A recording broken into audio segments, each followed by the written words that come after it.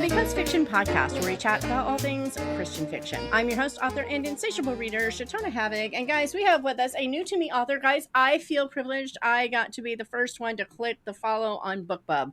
So I'm just saying, for once in my life, I'm first. But welcome to Samantha Roman, who is the author of the Honeybrook High series. Guys, we have YA. Christian YA, we need so much more of this, and she's done it. So welcome, Samantha, and yeah, let's talk about this series. Hi, Shatona. Thank you so much for having me. And yeah, I'm so excited to write this book and this series. It's been great. Oh, this is great. Okay, guys, I'm just going to throw it out here because I'm terrified I'm going to forget. This book is, you can get it on Kindle.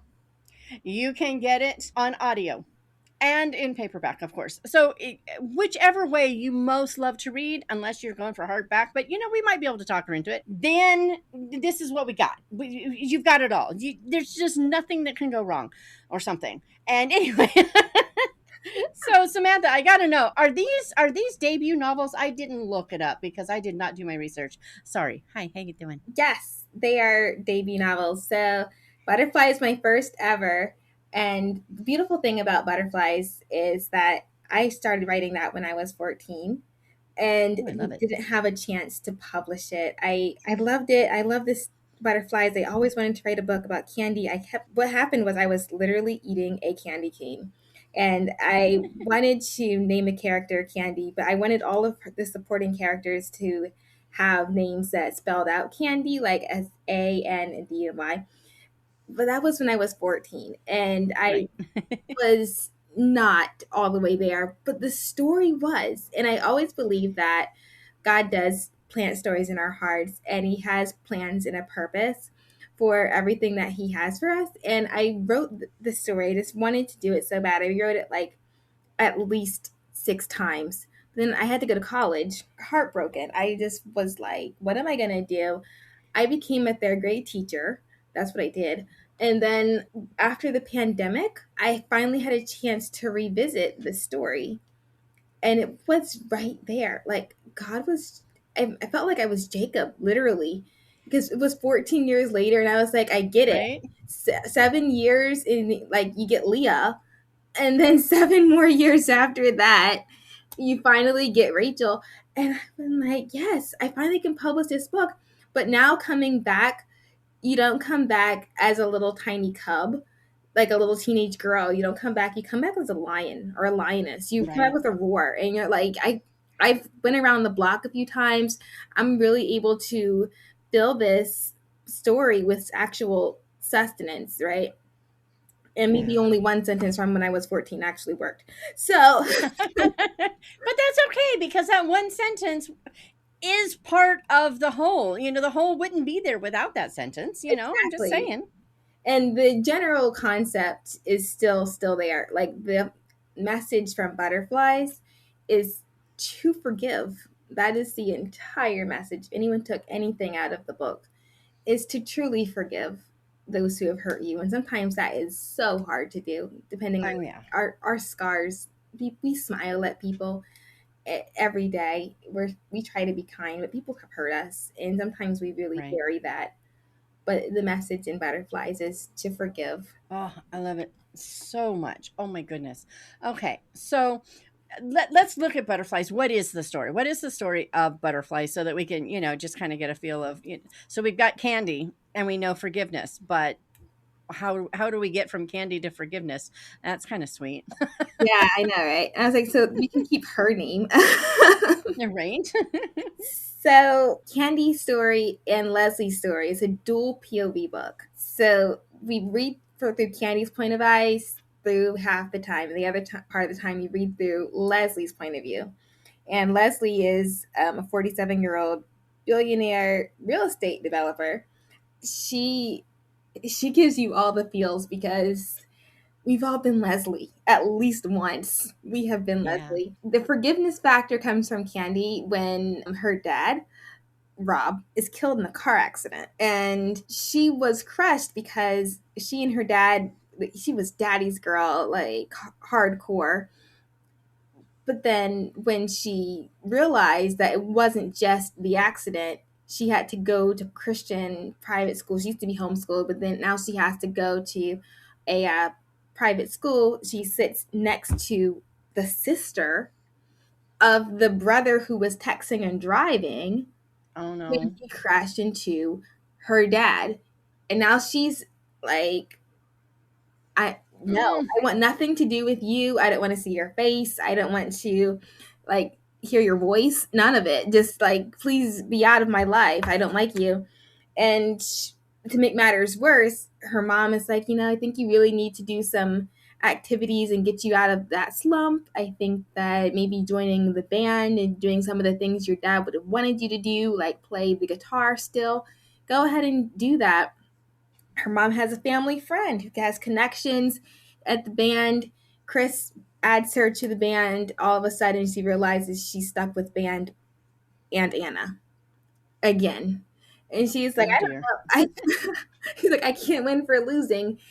These girls fight it out so much, but eventually Candy has to learn how to forgive Anna. But then, if that's not bad enough, she has to forgive her mom because as we go through Leslie's point of view, Leslie, unfortunately, she miscarried. So she was expecting right when Rob passed away and she lost their son. And when that happened, she sort of fell back on some old habits of hers that were not the best. So she went to drink. She started to drink some.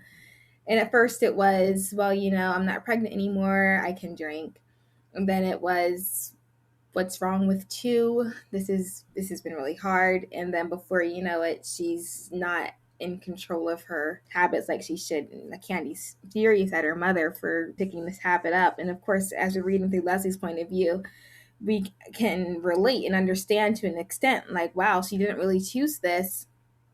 Or at least, well, she kind of chose it, but at the same time, we feel sorry for her because she wants to be better. She wants to not have that problem, but at the same time, since she doesn't know Jesus, she's making a ton of wrong choices every step of the way, and she's trying to use it as tape as we do as humans. Sometimes it's just really one band-aid to get to the next part of life. We're like, oh well, fine, that's Yeah. okay, I'm good, just give me a shot of bourbon, I'll be fine. Or that's fine, I'll tap just tap with my credit card. It's fine. I'll deal with it later. That's human. So we relate to Leslie because we're in a very fast paced world. She just tries to numb it and keep going. She's like, I'm going to keep it pushing. Never mind. She doesn't realize she has a problem until her coworker has to drive her home from work. She's like, oh my gosh, when did the keys get taken from me? So Yeah. yeah, it's pretty bad. But we do that. We in a situation like that, if we weren't just weighted down with grief and uncertainty, especially without, I don't know how people go through these things without Jesus. So when you're doing this without Jesus, I'm like, oh my goodness. But Right? we aren't making rational decisions. We would never choose this in a rational mind. Oh, I think I'll start drinking too much to the point that I can't function properly. We don't make this conscious decision that I don't care, I'm going to do this. We delude ourselves or are deluded depending on the situation. Sometimes we got Satan and his guys in there with us, and sometimes we're doing it just fine on our own. They don't need to bother with us. I mean, it's just you can't win. You just can't win. But I mean, it makes sense. It doesn't make it right. I grew up with a drunk for a father. I know how this works. And sometimes it's a conscious decision. I don't care. But most of the time, it's a slippery slope. Yeah, it is. And alcoholism has touched my family as well. And I can say, yeah, it's going to be a very slippery slope for sure. Because one day it's just to help with something, another day it's what's one more. And before you know it, it's what happened to us for sure. Yeah. What I like most about this is, I mean, this is a YA, and it sounds like there's definitely some romance in here, but it doesn't sound like it's just like a typical romance, guy meets girl and anything else is peripheral. But I'm looking at this and I'm going, I love the fact that we're getting basically YA women's romantic women's fiction. Yeah, Because we got mom and daughter, and I love it because we don't see that very much. Usually we got a dual point of view. It's a guy and a girl, and it's like there's nothing wrong with that. I'm not discounting that the fact that that can be good, but I love the fact that we get, I mean, because I don't know, as a teen, trying to understand where my parents were coming from would have been a great thing to have. You know what I mean? exactly. This is what I say. I was like, wouldn't you love your for your daughter to see your point of view? Now you have it. Right? And let's face it, I mean, sometimes the parent's point of view doesn't make sense until 20 years down the road. They may still not get it. But 20 years down the road, they're going to remember that, oh, yeah, well, I did read that. Exactly. So we get Leslie's point of view from I didn't want her out alone, or I needed to make sure I met this boy before I agreed to anything else. Like lots of things that mom would say, but don't make sense to Candy at the time, and she gets mad. She's like, "Why would you do that? That's so embarrassing." I'm like, "Well, Right? yeah, but mom has, you know, been around much longer than you, and she wants to see who you're going out with." So that's why Right? she's saying it. But then on the women's fiction side, she's over here wondering if, like, is it because of the baby? Am I too protective? I'm pretty sure I made the right call about this. But either way, we're gonna go with it. Like she has Yeah. her own. As women, we always change, but she does have some tiny doubts every once in a while where she's like, I'm Well, pretty sure, yeah. she's not gonna hate me forever for this one. I'm pretty sure. Well, and if they, the hardest part as a mom. Okay, so I've 9 kids, 7 daughters. My youngest is 21. Been there a few times, and as a mom, you know that in your head, you know that what the decisions you've made is the best decision you can make right now. You know it, or you wouldn't make that decision, right? I Yeah, mean, we don't just sit around and go, "Oh, I think I'll take, number 3. It's not as good, but we'll go with that one this time." We just don't do that. We make the best decision in the moment, and it may be the worst decision of all time, but in the moment, that is the best we could do because you just don't do the worst. It just doesn't happen. exactly. And then, 10 years down the road, something comes up and you go, well, if I had made that other decision, maybe see, notice the maybe, we still can't know, maybe this would happen. I mean, I did that with my husband when I met my husband, and a few years later, I started doing all the scenarios, no matter what choice I had made in my life, no matter what choice he had made between the ones that he had, basically, didn't matter. I was going to meet him. Even though we would have been 90 miles apart with other decisions, I still would have met him because we still would have ended up at the same church at the same time. It was clearly a God thing. And Yeah, yet at the time, I didn't know that. I was just like, well, he's my best friend. All right. Yeah. Okay. Well, okay. All right. I mean, let's face it. When you're talking about how you are never going to get married and you do not want that, and your best friend says, "Well, would you marry me?" It's like this is either God or you're an idiot. I mean, it's one of those two. I knew I wasn't an idiot, so I married. I agreed to marry 2 seconds after said I was never getting married. Yeah, it's a thing, guys. It's a thing. But it you made is. those It's totally, decisions. yeah. I love that. I love that Ah, story. yeah, it's just what it is. So we have Candy and Mom, and I love that we get to see both of their perspectives. And I'm sure we're probably going to see where both of them are right and both of them are wrong, and sometimes neither the twain shall meet. Because that's called relationships. Yeah. Oh, okay. But then we have that book one, and I'm right. Am I right? There is a romance in this one. Yes. So it's a double romance because Candy meets her guy in high school, but Leslie realizes that she still can fall in love again too. I like that. I think that's a good thing for kids to see. Even though there's grief and there's heartache and all the things that God doesn't just, put a stop. Okay, you had your moment. We're going to let someone else have it now. He just doesn't play that game. Exactly. Exactly. There's always room for fresh starts and new hope. Hmm.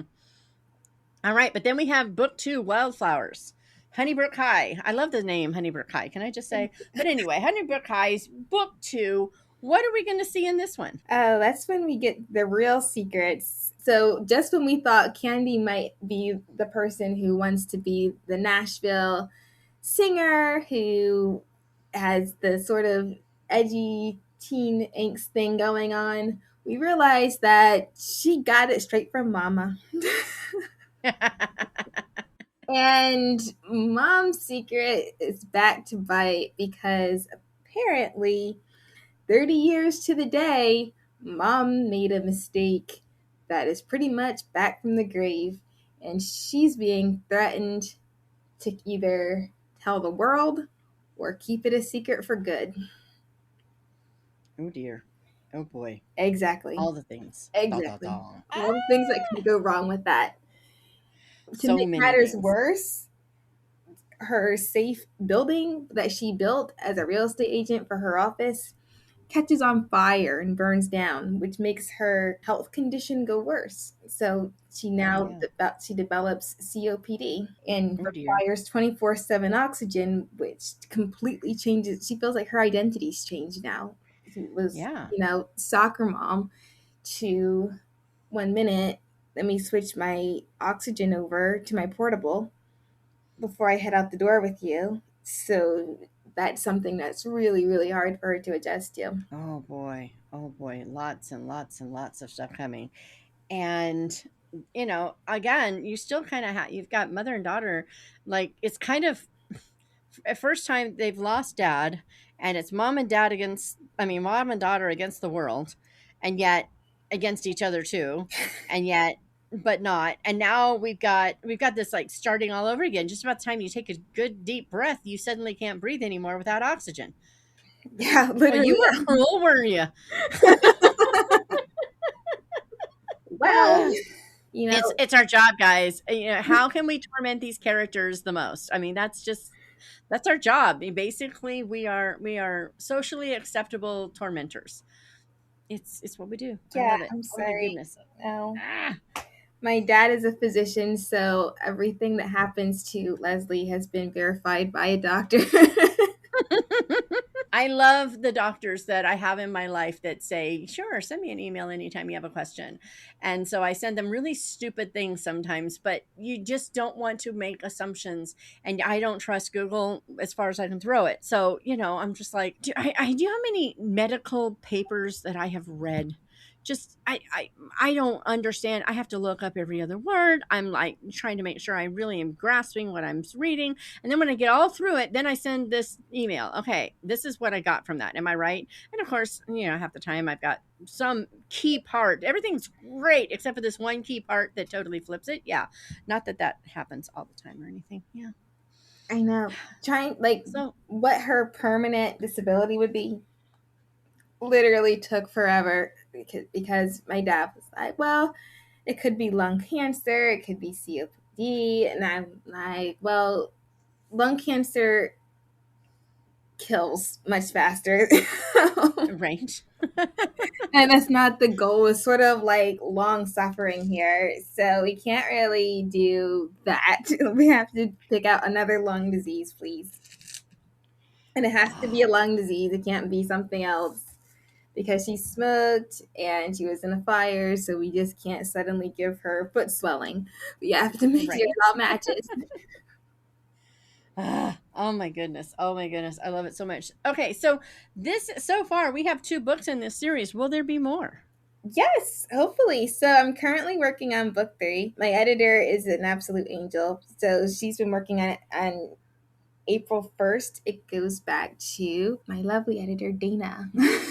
Awesome. Awesome. Okay, so are we looking at later this year, sometime next year? I mean, Later this year, hopefully, we don't have an actual date set. I wish I did, but I don't have an actual date for book 3's release. But if you follow me on Instagram, you'll see all the vision board. We're thinking that the mayor will probably make a big appearance for sure in book 3. We're thinking that the romance will probably warm up some more in book 3 as well. But don't fall in love with some of the side characters, is my biggest hint there. I love it. I love it. I love it so much. Okay, so I got to know though. You started this when you were 14.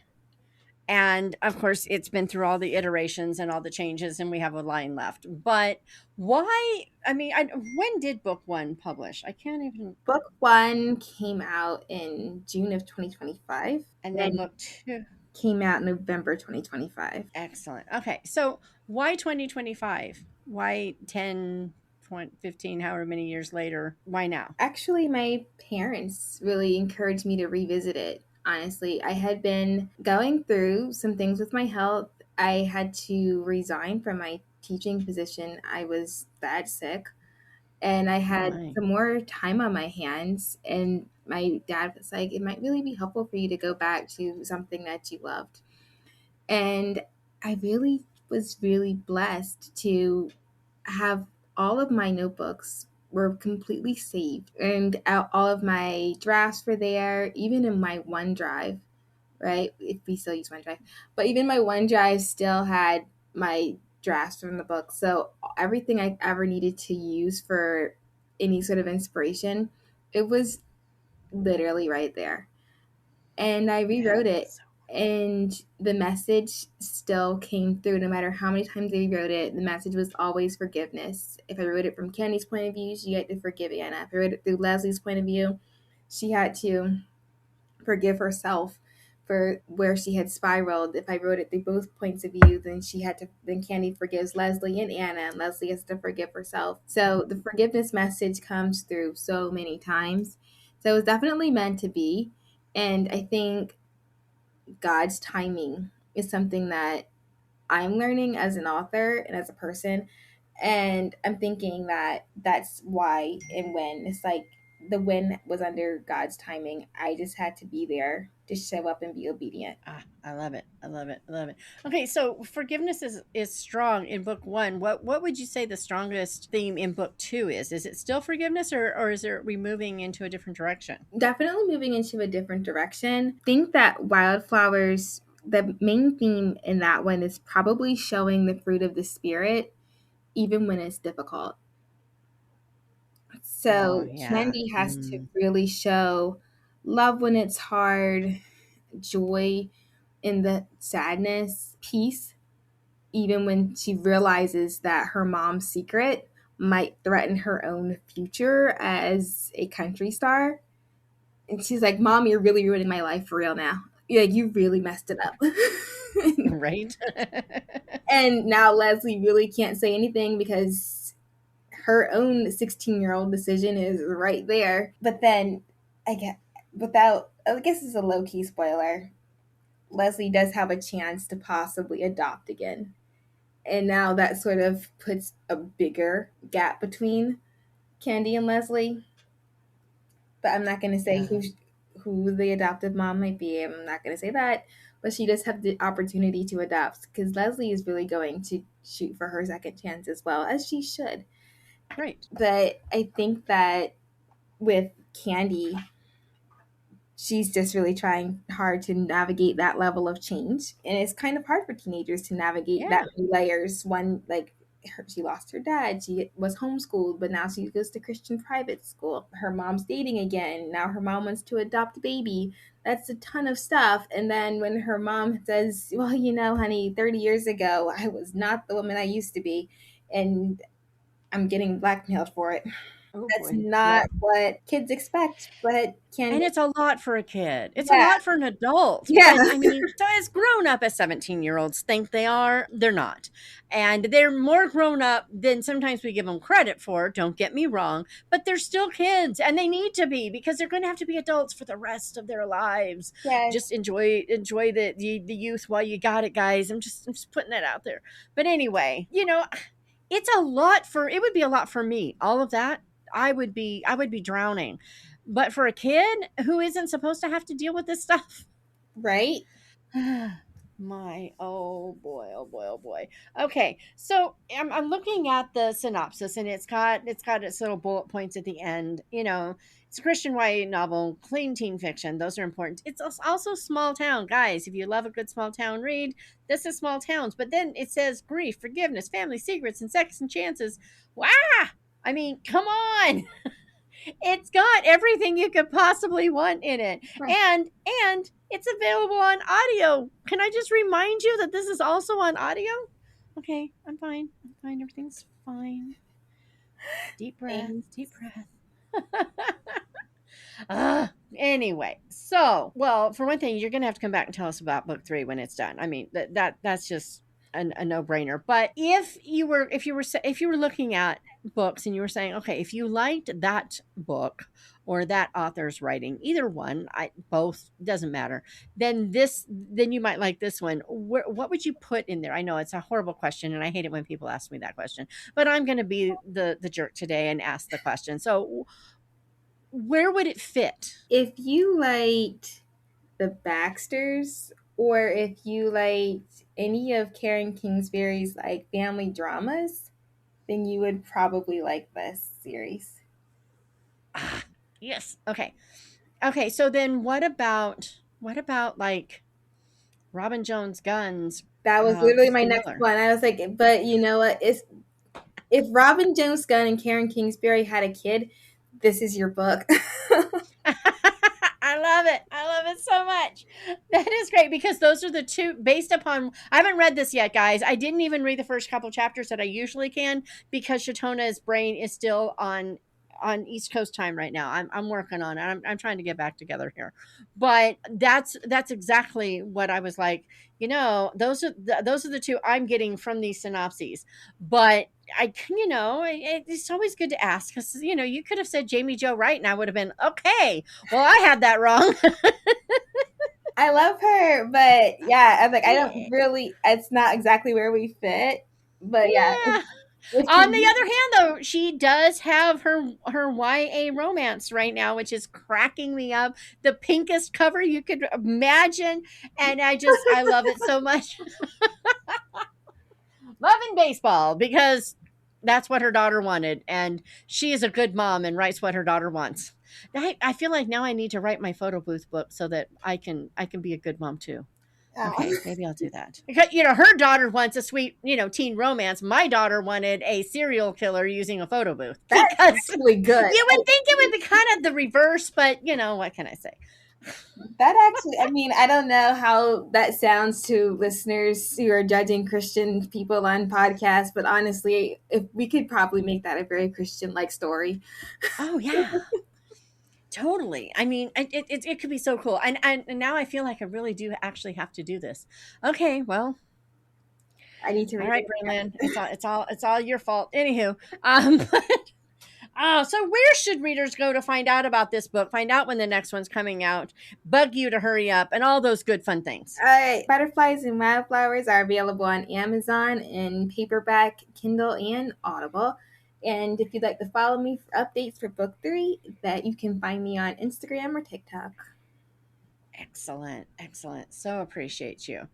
Well, this has been a blast. If I wasn't melting, I would probably try to keep yapping at you forever, but I'm melting and you're freezing and we were talking about how we could just meld our weather and it would be like the perfect like, kick back, relax. We could just like stretch out on the shores of China Lake, which by the way, guys, is dry, but that's okay. There's still shores and we can just sit back there and enjoy yeah, it would have been great. But no, she gets to freeze and I get to melt. Life is grand. Goodness. Well, Samantha, this has been fun. I so appreciate you. And again, yeah, I do really hope that you will come back and tell us about book 3 and 4 and 5. Tell me there's going to be a 4 and 5. And yeah, Thank you so much for having me. I would love to do that. awesome. Awesome. Meanwhile, guys, I'm going to say have a good day. Go read these good books. They're available. They're waiting. They're calling your name. I'm just saying. And I will chat with you guys next time.